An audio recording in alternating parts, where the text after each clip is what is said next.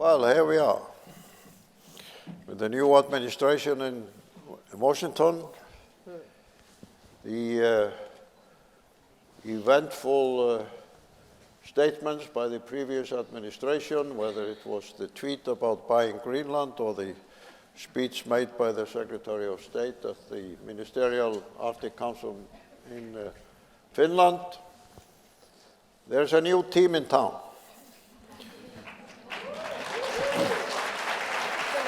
Yeah, well, not entirely new. Except, of course, Senator Murkowski,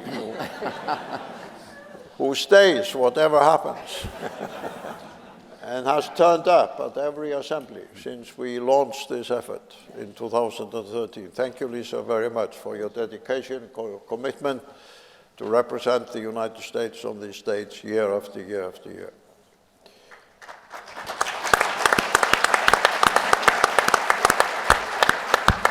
It is indeed rare to have, if I may say so, an active politician always finding time for such international dialogue and engagement, whether it's been here in Iceland or even in China. So let me put the first question to you, and the process will be I will ask each of you one question, and then I will open it to the hall. And you have this rare opportunity to ask the representatives of the new Biden administration, as well as Senator Murkowski, about what's really happening in terms of the U.S. Arctic engagement. So my question to you, Senator, is what has changed? How do you, coming to Washington now, see the task of representing the Arctic, talking about the Arctic, relating that to other U.S. policy terms, listening to President Biden and President Putin talk about the Arctic in the news conferences after their summit? How does it feel to be now in this new territory? Oliver, first, it's so good to be back. It's always good to be in Iceland, but what you have assembled, what you've gathered here year after year, even as we have tried to navigate through COVID. So I think it is a testament to the commitment that so many of us have to the Arctic. So you ask what has changed. And it really has been transformational, what we have seen with the interest towards the Arctic from the United States, from when we first talked about an Arctic Circle assembly and what that might mean as a gathering for those to be in an open forum like this to discuss these issues.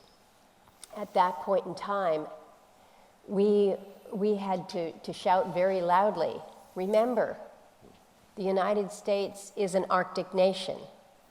And it was a concept that didn't really even sink in with most, whether it be members of Congress, whether it be the administration. The Arctic was out of sight, it was out of mind, and we had some awareness of it, but not to the extent that we are now.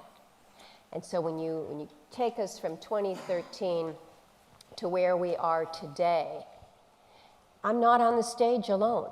How many years have I been the only person from the United States? I think along with David Bolton here, though, I shouldn't say that. But it has been kind of a lonely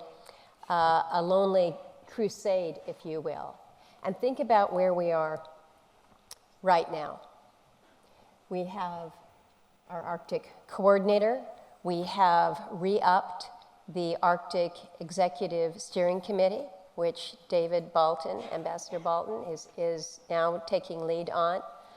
We have re-energized our U.S. Arctic Research Commission. This is a commission that was formed decades ago. It was actually legislation that my father had introduced when he was in the United States Senate. But again, the focus that Mike Sfraga is going to be bringing to that. But it is more than just the individuals. It's the commitment that you're seeing from the United States towards our Arctic responsibilities. We're moving with our icebreaker fleet. When we first started these conversations, it was a wistful longing to have a new icebreaker. And now those icebreakers are underway. As we speak right now, the Healy is navigating through the Northwest Passage. We'll be in Boston here relatively soon. We're making commitments and investments in the research as well. When you think about the relationships that we have established, the consulate that was established in Nuuk just a couple years ago.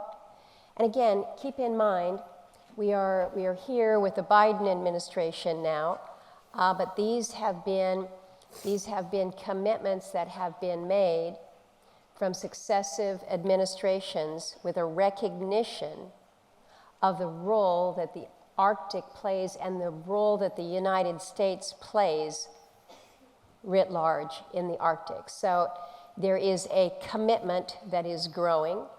I'm continuing to push out. We're trying to advance an infrastructure bill through the Congress right now that will yield considerable benefits when it comes to infrastructure, whether it is a deep water port in the Arctic, in the US Arctic, which we currently lack, or the capacity to build out our connectivity through broadband or basic infrastructure such as water and sanitation.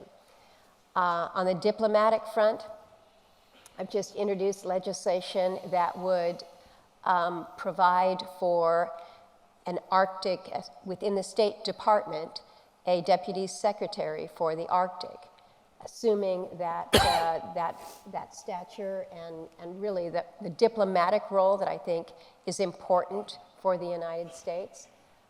Just recently have advanced, along with other colleagues, an effort, a reminder to the Biden administration that this would be a very opportune time to establish a free trade agreement with Iceland.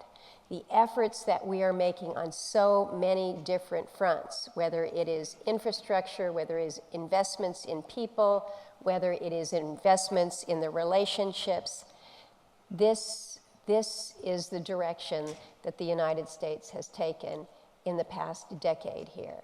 And I think I'm going to give just a little bit of a bouquet tossing here to you, Oliver, because with the vision that you have laid out, kind of the challenge, if you will, for the United States to step up your game, has been a great reminder for us, and I think we've taken heed.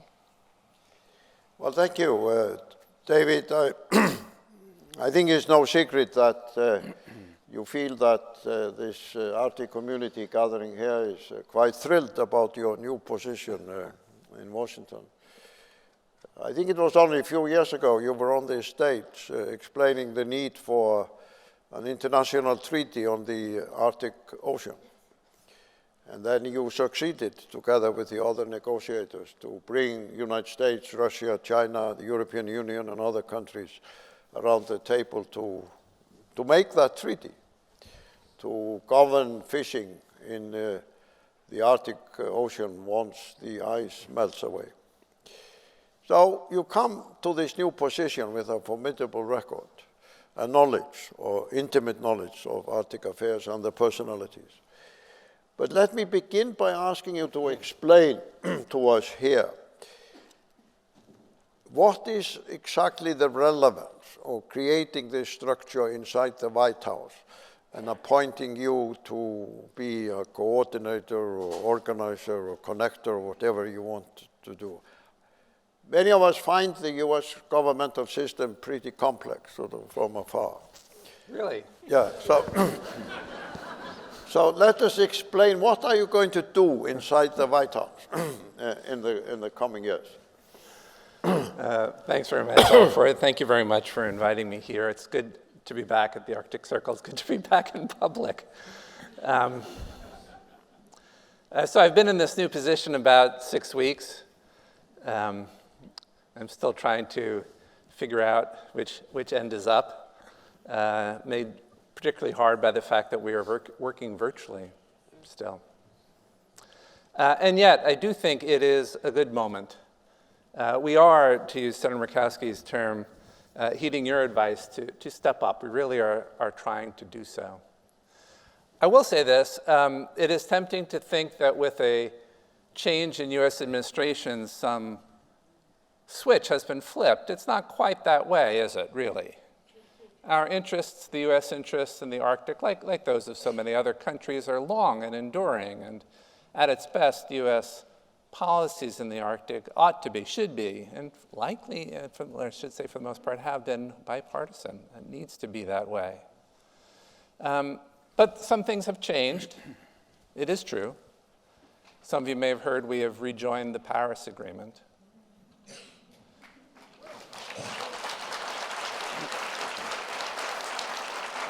And I do think there is a renewed commitment to meet the climate challenge and all that means.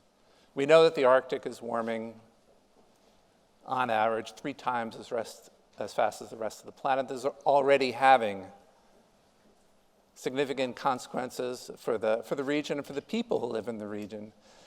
But while climate is a key driver, there are many other things happening in this space too, and we need to get on top of all of it, the full suite of issues. And I think that's what the resurrection of this mechanism in the White House is to try to get a handle on. There are some 18 federal departments and agencies in the US executive branch alone that have some responsibilities in the Arctic. And the steering committee was created to try to do a better job coordinating their activities and their actions across the government. And it's not just in the government. We need to begin, I think, by listening with humility to all those who have interests in the region outside of the US federal government and outside of the United States. We are not in this alone. We do have an agenda that is developing. We want to make decisions based on sound science and indigenous knowledge. We need to honor our commitments to Arctic indigenous peoples. We need to allow the Arctic to develop sustainably, equitably, inclusively. We need to develop the scientific understanding of the region. We want to keep the region peaceful, rules-based. You know, I've watched, Olafur, over the last decade or two even, the architecture, you might call it, for the Arctic develop. The Arctic, as we see it today, is not the Arctic that existed 25 years ago before the Arctic Council was created. I don't think that architecture is complete yet. I think there is more room to grow. Anyway, I'm hoping that through my position to do a lot of listening, but also to help try to bring these strands together across the US government and be a better partner to people in Alaska, to the people of the Arctic, and how we go about our business. Great. So, Mike, a few years ago, you came down to Washington from Alaska, and you were given the task of establishing a presence within the Wilson Center on the Arctic. And many people thought, well, what the hell are you doing? They weren't the only one. They were not pretty optimistic about the success. But now you're here as the new chair of the U.S. Arctic Research Commission. So given all that has been a part of your journey from Alaska through the Wilson Center to this new position, how are you going to conduct the priorities on behalf of this old institution, as Senator Murkowski explained? Well, thank you for having me and us. I think we do it in a way that the Senator Murkowski and Dave have highlighted, which is from the time of 2013, which for Dr. Seuss fans probably was like Horton Hears a Who. Just, we're here, and we have to be seen and heard and act in a way that's productive to the Arctic. Dave mentioned a number of times the importance of research and science, and how research and science can not just tell us what's happening, but inform policy. So the work at the Wilson Center, policy, links very nicely to the U.S. Arctic Research Commission. The commission was established by Senator Frank Murkowski through an act I won't go into, but its job is to advise the President of the United States, advise Congress on issues of domestic and international research and policy in an Arctic context. I don't know how you have sound policy discussions, decisions, and then implementation of those decisions without having fact, without having research. Research should drive, inform, sound policy. So to me, the Arctic Research Commission is partner to the Arctic Executive Steering Committee, works with Congress, reports through and with Congress, works with Jim and his entities, so that we are informing the domestic part of the United States and the international components, our partners, but also our efforts internationally in Arctic research. Everything we will talk about here for the next few days, hopefully would be fact-based, research-driven. And so I think it's a fundamental part of an overall Arctic strategy for the United States to stay on key. I do not know how you can create policies and frameworks for the Arctic without understanding what's happening and have that informed not just by the United States, but by the international community. That's how the two come together. Great vision. So, Jim, let me conclude in this first part of the discussion, and then I will throw it open to the hall to put the questions. Can you explain to us what is your role as we go forward, and what do you think is going to change with respect to how the international community, or especially the Arctic community, will observe the performance of the United States in the next few years in the Arctic? Right. Well, thank you, and thanks very much for the invitation. Let me say, everybody looks wonderful, much better than through a screen. Well, my role, first of all, is coordinator for the Arctic region at the State Department, and as Dave and Mike have indicated already, there's a lot to coordinate. But we have people doing great things for the Arctic, in the Arctic, on climate, on environment, on sustainable development, job creation, on security. So it's important that everybody is working in a integrated, in a coordinated fashion. So my job is to do the diplomacy, while my colleagues have a different role. And I hope that we don't have to convince anybody at this point that the United States is all in on the Arctic. And I think that's reflected here with this panel with Senator Murkowski, who's been a champion and I think has pushed all of us, at least in the American system, forward, but has been a great partner in this effort, represents the bipartisan approach that we need to have to this region. We're counting on Dave to really connect the foreign policy, the security policy, to domestic policy and the work with our other federal agencies. Because how we invest in Alaska, for example, is not just about Alaska, but it can have an impact on our ability to project influence beyond the American Arctic more broadly. And so we have to tie those strands together. And President Biden, Secretary Blinken, they've both spoken to this importance of making sure that domestic policy is tied to foreign policy. You can't be effective overseas if you're not strong at home, and vice versa. Mike, another well-known and respected colleague, I think will be leading the efforts to ensure that everything we do, whether domestically or overseas, is based on solid science. And that's extremely important. So have colleagues here that go way back on these issues. much farther than me.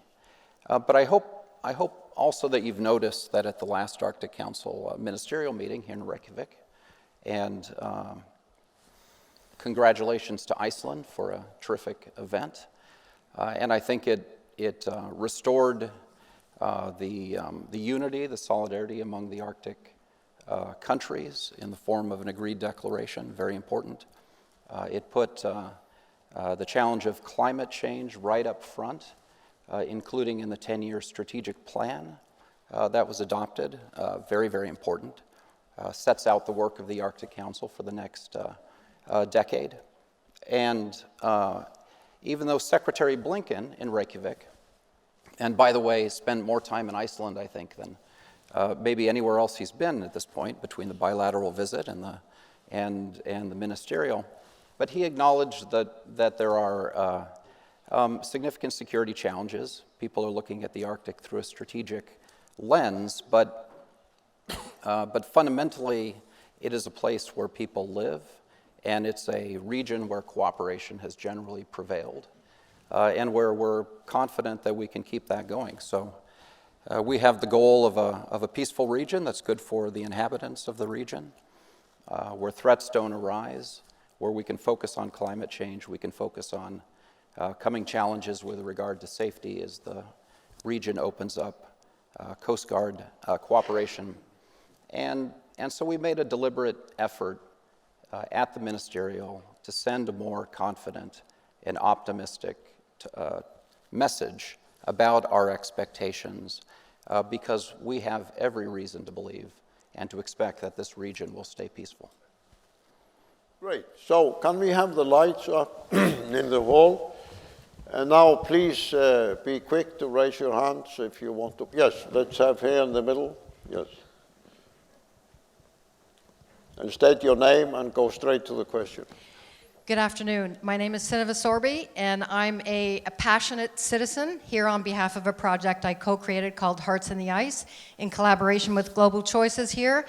And, you know, I'm a polar ambassador and a citizen scientist, and it is clear to me that we need leadership that's inclusive and legacy-minded, so thank you all for your words this afternoon. Greatly appreciated.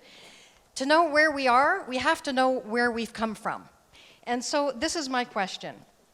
How can we increase and elevate communication channels between science and scientists and politicians with indigenous groups and youth and citizen scientists like ourselves? Thank you. So, Mike, you want to take that first? Yeah, I think it's good for all of us. It's kind of walking the talk. I mean, Dave and Jim both noted, but the Senator has, and I certainly have. There is, you know, it's unfortunate it's taken so much time, but this inclusive strategy where you hear about consultation, that's a word, but consulting should be the action part of it. Dave and Jim both noted their efforts to reach out to indigenous communities for indigenous knowledge. But we talk different languages, right? Researchers talk one language, politicians talk one language, and different indigenous communities talk very different languages, and they have perspective. Their perspective, most often than not, it's a worldview based on local experiences. So the rhythm of their lives are tied to the landscape, and we have to understand that. And there is, unfortunately, but fortunate, an awakening to the fact that we have complementary skill sets here. Western science, technologies, and ways in which we do business should be parallel with indigenous local communities knowledge, and actually base some of our research together on local needs. So it's good for researchers to have a research portfolio. They ask some questions in some ways. Local communities may have different priorities when it comes to their local needs. Having those dialogues is, I think, what you're talking about. How do you bring those together? So you have at least three of us, and of course Senator Murkowski has been the leader on this, three leaders here who have talked about our commitment to go to places, talk with people who are doing the very thing, citizen sciences, no matter where they are, and get input and not just consult, but dialogue about what's happening.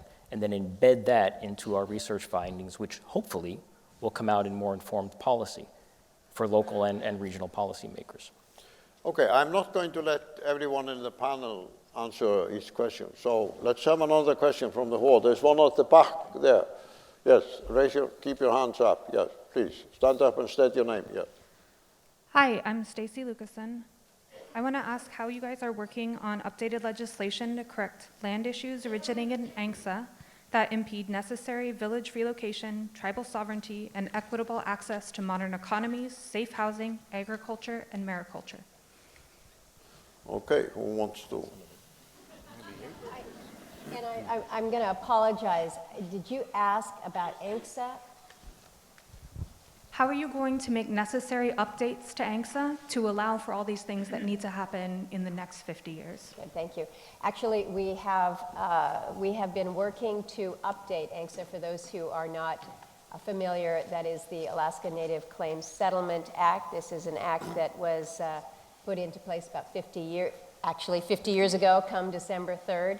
And over the years, we have worked to make amendments to supplement, to enhance ANCSA, because as you have outlined in your question there are areas that we need to continue to address. And as we are approaching this 50th anniversary, we've actually been working to build out a package of amendments that will address many of the challenges that we are facing with regards to ANCSA. For instance, you have not all of your Native corporations that have allowed for those who were born after the implementation of ANCSA to become shareholders. That is an issue that has yet to be resolved. It has to do, there are issues related to fractionated shares that need to be considered. There are further issues as they relate to jurisdiction that is complicated and complex and actually denies opportunity for addressing some of the very serious social issues that we have, whether it's domestic violence, whether it is some of the challenges that we face in providing for safety in villages, because you don't have law enforcement in a particular village. So recognizing that we have to do more with regards to ensuring that wherever it is that you are, you can be safe in your community. So some are measures that are probably more easy to address, but I think there's a recognition that even the best intentioned of legislation after 50 years needs some updates, and we are working. I'm the ranking member on the Senate Indian Affairs Committee. We're working to address many of these issues through that, but also within the Violence Against Women Act reauthorization that we are advancing literally as we speak, looking to some of the jurisdictional concerns. So it's a very timely question. Thank you. Okay, yes, there's one at the back there, the gentleman in the dark.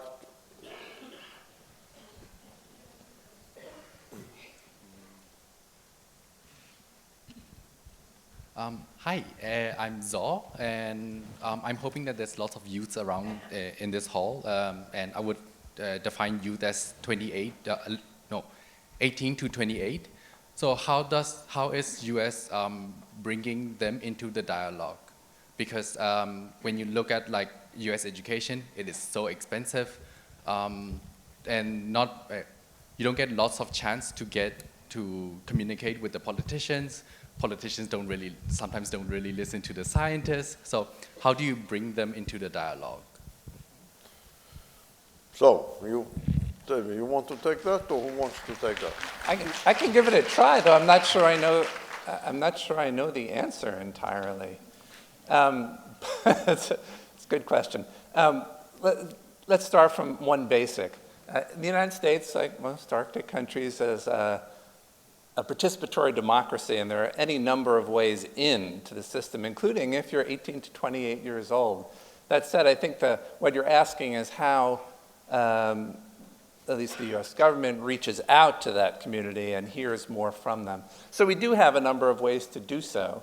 There have been any number of ways to bring young people into government service, but also to create forums where we could actually listen to them. There will be a panel later today led by a former colleague of mine, Michaela Stith, on youth voices in the Arctic. I tend to go to that. I want to hear from the people whose future we are really talking about. But let me end where I started. I don't actually know the answer entirely, and would like to know from you and other people in your age group how to listen better. Okay, so since time is running, I will come back to the hall, but I can't really let you go off the stage without talking about China and Russia. Big countries. The last administration warned all of us in the Arctic community against China. And when we were in Shanghai at the Arctic-circle forum there, you just came from Finland, where the Secretary of State, Pompeo, made that very clear. So my blunt question is this: is the US still warning us against China in the Arctic? Yeah, Tim. Yes, I have to give more than a one-word answer of yes, I think. And I'm surprised this came up at all. But yes, I mean, on China, China's clearly interested in playing a role in the Arctic. They've shown that. Some of the efforts they've been making indicate that their long-term interest is in establishing more of a security presence, although they don't have a very meaningful presence at this time. We've looked at how they've done development elsewhere in the world. Very low standards, debt traps, not following through with promises made for labor development, training, and so forth. From our perspective, it's not a development model or a political model that belongs in the Arctic. And so we keep a very close eye on this. We also think fundamentally Arctic governance is for the states of the Arctic, and the central institution is the Arctic Council. And so we approach it in that context. We're not saying no to all investment by China. We have Chinese investment in the United States and activities there. But what we do insist on is high standards. We insist on the strong international law and the rules that exist in the region. We want to reinforce that, and we want to insist that any country that operates in the region adheres to those rules. David. I'd like to address the Russia part of your question. Yes. I've had an odd window into the US-Russian relationship for a very long time, and it has its difficulties, and it has its difficulties even right now. It's no secret we have different ideas, very serious problems over many issues. And yet, for the most part, in the Arctic, the United States and Russia have been able to compartmentalize, have been able to find common interests to pursue together. The three binding agreements that have come through the Arctic Council process have been co-led in each instance by the United States and Russia together. My colleague Anton Vasilyev, sitting right there, he and I co-chaired two of those task forces. My friend Evan Bloom and Vladimir Barbin together co-chaired the one that produced the science agreement. Russia was the first country that signed the Arctic and ratified the Arctic Fisheries Agreement. And so there are ways we have found to work together despite our differences about other things. And let's face it, if the United States is going to advance its interests in the Arctic, including on climate change, we are going to need cooperation from everybody in the region, and that includes the largest country in the region. Mike. I would add to David's point here is that as the United States and Russia look for opportunities to cooperate, however difficult that may be, the Arctic provides the landscape to do that. And I would argue that one of the most powerful, cooperative, maybe trust-building opportunities before us is through research and science. We face dramatic change in the Russian North, Alaska, Canada, Greenland, keep going. And together, scientific cooperation is not only good for policy, but it's essential to every one of us in this room. We simply have to know what's happening in the Arctic, and unless we cooperate on research that involves both the United States and Russia, we will have a cloudy picture of what's happening in the Arctic, and I don't know how you predict what will happen unless you know what is currently happening, right? So to me, there are many opportunities going forward for the United States and Russia and others to cooperate to get a better picture of what's happening in the Arctic, to forecast what may happen in the Arctic in the future. Senator. I'll take it back to China with just an observation that as we think of certain vulnerabilities within the United States, I think as we are moving towards a world that has greater emphasis on renewables, I think there is a growing recognition that we can't achieve what we're seeking unless we have critical minerals to build those out. I think that this is going to be an area of competition is over these critical minerals, these resources. We know that the Arctic hosts an abundance, whether they are in Alaska, whether they are in Greenland or elsewhere. And so I see this as an area that will become more an area of controversy, and that also of food security and the need for protein. And this is, again, when we think about the extraordinary fisheries that we have in the Arctic areas, and we see China as a more ambitious fisher in these regions, I think, again, this puts pressure on resources that will has the potential to create even greater tensions than we see on perhaps some of the other issues when we think of the concerns with China, but critical minerals and protein. Immediately following this session, in a few minutes, we will have a minister from the new government in Greenland. So since we have 2 minutes left, I will ask any of you who wants to answer it. What is the situation with the US and Greenland? 2 minutes. We're not buying Greenland, all right? We've resolved that. We're not buying Greenland. No, I know you're not buying Greenland, but one has to hand it to President Trump. I mean, he put this on the map by that tweet. For the first time, television stations all over the world started looking at Greenland in a way. But what followed was the opening up of a mission, diplomatic mission in Nuuk. Iceland has been the only country having a diplomatic representative in Nuuk. Now we are joined by you. Welcome. And then I found it even more extraordinary. While the missiles were flying between Gaza and Israel, the new Secretary of State Blinken was traveling in Greenland. That would have been unthinkable before, during a major war crisis in the Middle East, that the Secretary of State was engaging in dialogue with the new government of Greenland. So I know now we have just 1 minute left. But I just want any one of you to give us, yes, Jim, please. Yeah, thank you. I'm not in the real estate business, I'm in the diplomacy business. Yeah. As Senator Murkowski mentioned earlier, we opened a consulate in Nuuk, Greenland. Really exciting initiative for us. Also exciting, it's I think our only diplomatic post completely run by women.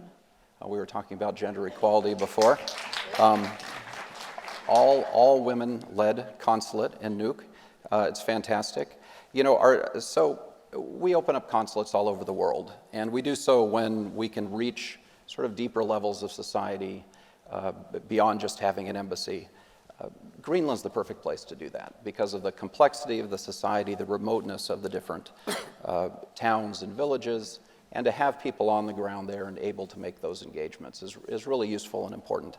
And so we've been deepening cooperation in all sorts of areas: sustainable tourism, capabilities for capacity for good management of mining, if the Greenlanders want to do that, and doing this all in very close coordination and friendship with Denmark as well. So it's exciting for us, and it's part of our push into the Arctic more broadly. Okay, thank you all for presenting the